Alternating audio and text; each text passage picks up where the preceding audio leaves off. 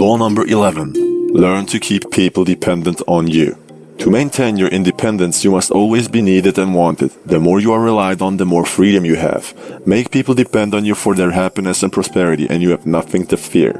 Never teach them enough so that they can do without you. Necessity rules the world. People rarely act unless compelled to. If you create no need for yourself, then you will be done away with at first opportunity. If on the other hand, you understand the laws of power and make others depend on you for their welfare, if you can counteract their weakness with your own iron and blood, as Bismarck said, then you will survive your masters just as he did. You will have all the benefits of power without the thorns that come from being a master. Bismarck understood the importance of keeping people dependent. He sought out the weak ruler Frederick William IV, King of Prussia, and created a relationship of dependency. He was a key player in restoring the king's power so much that when the king died, his brother who preceded him depended on Bismarck as well. Bismarck became their strength, intelligence, and their spine in the process. He became a powerful force to reckon with. He was the man behind the throne, calling the shots.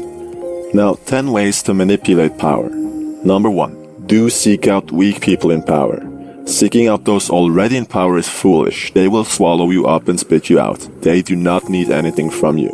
Number 2. Get people to do as you wish without force or hurt. If you have to bully someone into doing what you want, that is not power. The key is making the person believe that their services are needed, and without you they will be completely lost.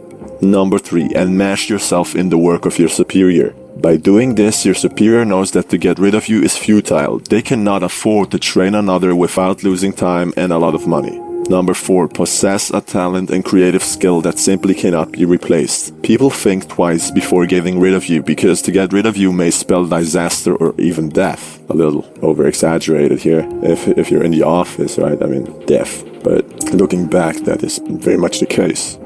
Number 5. Create a situation in which you can always latch on to another patron. This just simply means you have other places that will welcome your skills and talents in your sites. Your employer knows that they cannot easily find another work with your particular talent, so they will jump hoops to keep you in their employ. Number 6. Have the appearance of specialized knowledge and skill. This gives you leeway in your ability to deceive those above you into thinking they cannot do without you. It is always in your power to make your skills indispensable.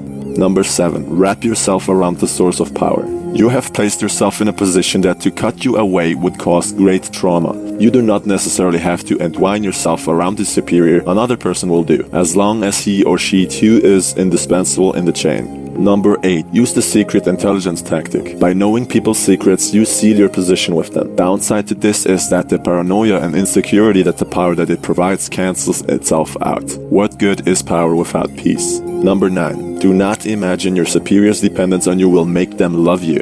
It is more likely that they resent and fear you, which is better that they fear the consequences of losing you rather than out of love for your company.